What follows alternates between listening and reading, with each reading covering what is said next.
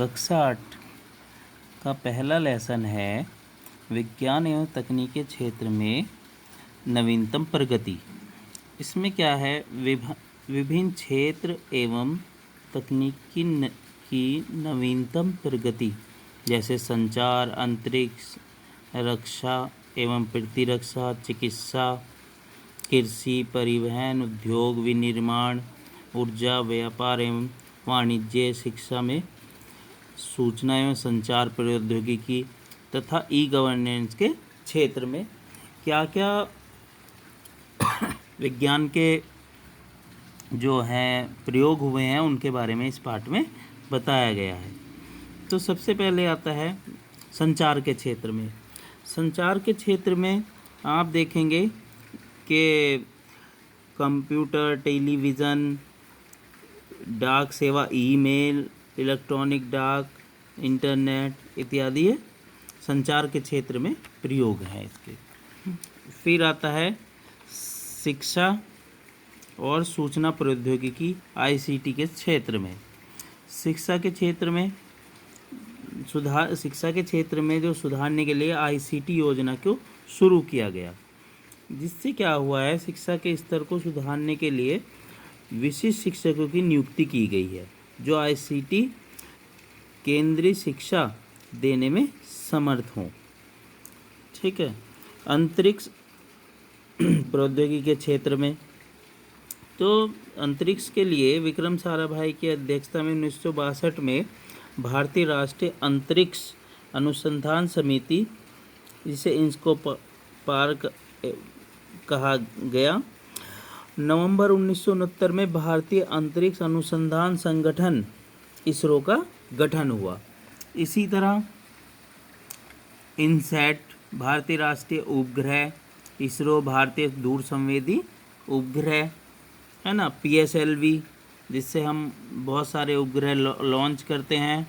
इस तरह GSLV भू स्थैतिक उपग्रह प्रक्षेपण यान जिसे कहते हैं, सितंबर 2004 में भू स्थैतिक उपग्रह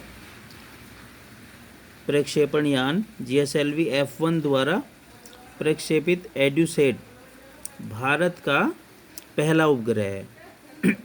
एडुसेट जो शिक्षा के लिए समर्पित है, मतलब शिक्षा के क्षेत्र में उसका बहुत उपयोग होता है। फिर नंबर 4 है रक्षा एवं प्रतिरक्षा के क्षेत्र में। तो इसके लिए ये संगठन बना रक्षा अनुसंधान एवं विकास संगठन DRDO, जिसको नाम दिया गया।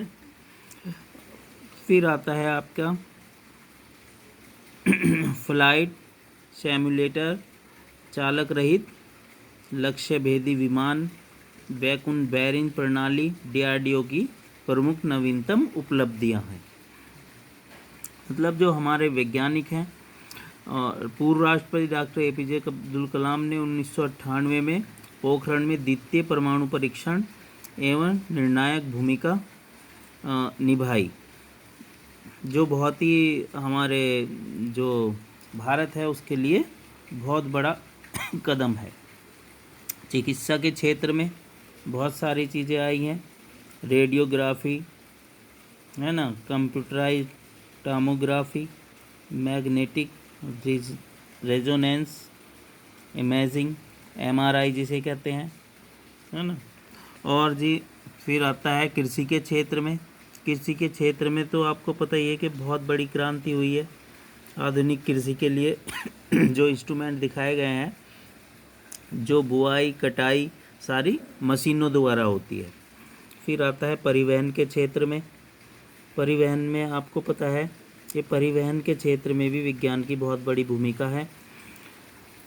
बुलेट ट्रेन, एरोप्लेन की बहुत अच्छी तकनीक, मेट्रो ट्रेन, ये सारी विज्ञान की देन है। फिर आता है विनिर्माण के क्षेत्र में। विनिर्माण को समझना पड़ेगा।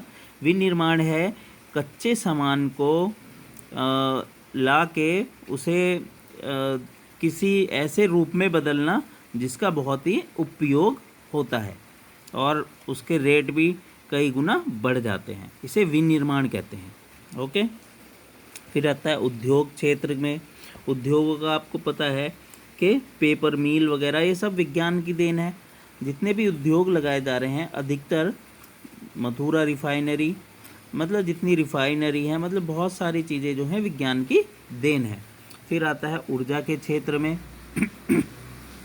ऊर्जा के क्षेत्र में जैसे सोलर पैनल, और ऊर्जा के लिए बहुत सारी चीज़ें जो हैं इसके लिए बनाई गई हैं। नाभिकीय ऊर्जा, पेट्रोलियम, कोयला, प्राकृतिक गैस, पवन ऊर्जा, सौर ऊर्जा, ये सारे विज्ञान से ही संभव हुआ है। फिर नवीकरणीय स्रोत कौन से हैं? सौर, पवन, जल, बायोगैस, समुद्री, नाभिकीय, भूतापीय ऊर्जा, ये क्या है? नवीकरणीय ऊर्जा के स्रोत हैं। अनवीकरणीय कौन से हैं? अनवीकरणीय होते हैं जिनका दोबारा इस्तेमाल नहीं होता है, जैसे पेट्रोल, डीजल। फिर आता है व्यापार एवं वाणिज्य। तो इसमें क्या है, पहले क्या होता था, सामान के बदले सामान ले लेते थे, लेकिन अब क्या है, वस्तुओं के बदले धातु, सिक्के, हंडी जिसे बिल अथवा मुद्रा से हुई शुरुआत। मुद्रा के आविष्कार के बाद व्यापार में बहुत सरलता एवं सुविधा हो गई, जैसे मुद्रा की खोज हुई। आधुनिक युग में मुद्रा के स्थान पर क्रेडिट कार्ड का प्रयोग व्यापार में होने लगा। फिर है ई गवर्नेंस के क्षेत्र में। ई गवर्नेंस क्या है? सरकार की आम नागरिकों के लिए उपलब्धि सुविधाओं को इंटरनेट के माध्यम से उपलब्ध कराना ई गवर्नेंस या ई शासन कहलाता है। ई गवर्नेंस पे सरकार का बहुत जोर है कि सारा काम इंटरनेट के माध्यम से होना चाहिए। जितना भी ऑनलाइन ट्रांजैक्शन होगा उसमें पारदर्शिता ज़्यादा होगी। केंद्र सरकार और राज्य सरकार के विभिन्न नागरिकों, व्यापारियों, सरकारी संगठन को ही नहीं बल्कि समाज के हर वर्ग को सूचना एवं प्रौद्योगिकी की सहायता से विभिन्न सेवाएं प्रदान कर रहे हैं। 18 मई 2006 में शुरू राष्ट्रीय ई शासन NEGP के तहत संपूर्ण भारत में साझा सेवा केंद्र CAC स्थापित किया गया है। ओके, अब इसको थोड़ा सा पाठ को खुद भी पढ़ेंगे। और हमने क्या सीखा? डी फ्रिज, 4G मोबाइल, नवीनतम तकनीक, ये सारी एडुसेट भारत का पहला उपग्रह है ना, ये हमने इस पाठ से सीखा है। और इसको एक बार और ध्यान से पढ़ लेंगे। ओके।